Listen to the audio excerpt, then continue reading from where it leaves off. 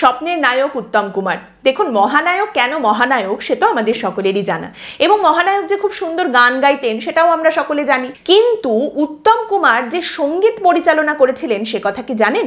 পুলক বাবু এই ঘটনার কথা লিখছেন এবং পুলক বাবু বলছেন যে ছোটি সি মজলিস এই ছবিটার কাজ চলছে তখন, তার মধ্যেই একদিন উত্তম কুমারের ফ্ল্যাটে একটা সান্ধ্য আসর বসেছে, একের পর এক হারমোনিয়াম বাজিয়ে তিনি গান গাইছেন, প্রযোজক দেবেশ ঘোষ সেখানে উপস্থিত ছিলেন, আরো কয়েকজন ছিলেন।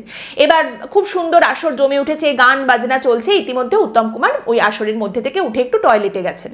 সেই সময় পুলক বাবু দেবেশ ঘোষকে প্রশ্ন করছেন যে এই তোমার যে নতুন সিনেমাটা তুমি করছো কাল তুমি আলেয়া, তার জন্য আমাকে তো গানের কথা লিখতে বললে, তা তোমার মিউজিক ডিরেক্টর কে? দেবেশ ঘোষ তখন পুলক বাবুকে বলছেন মিউজিক ডিরেক্টর না, মিউজিক ডিরেক্টর তাই তো, বলেই এক লাফে তিনি দৌড়ে চলে গেলেন টয়লেটের সামনে।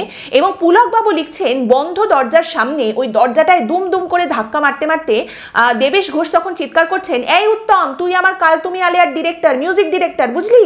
তুই আমার কাল তুমি আলেয়ার মিউজিক ডিরেক্টর হতেই হবে তোকে, যতক্ষণ না হ্যাঁ বলবি ততক্ষণ না। এবার ভেতর থেকে উত্তম কুমার কি কথা বলছেন পুলক বাবু শুনতে পাচ্ছেন না। কিছুক্ষণ পর তিনি দেখলেন দেবেশ ঘোষ বেশ আশ্বস্ত মুখে এসে ধপ করে সোফাটার উপরে বসে পড়েছেন।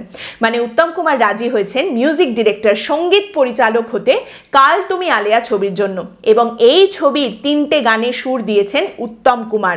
হেমন্ত মুখোপাধ্যায়, আশা ভোসলে তারা কিন্তু গেয়েছেন উত্তম কুমারের সুরে। কাল তুমি আলেয়ায় 3টে গান ছিল, একটা হচ্ছে একটু বেশি রাতে মনের মানুষ ফিরল ঘরে, আরেকটা হচ্ছে পাতা কেটে চুল বেঁধে কে টায়রা পড়েছে, এবং আরেকটা হেমন্ত মুখোপাধ্যায়ের গলায় কালজয়ী গান যাই চলে যাই আমায় খুঁজো না তুমি।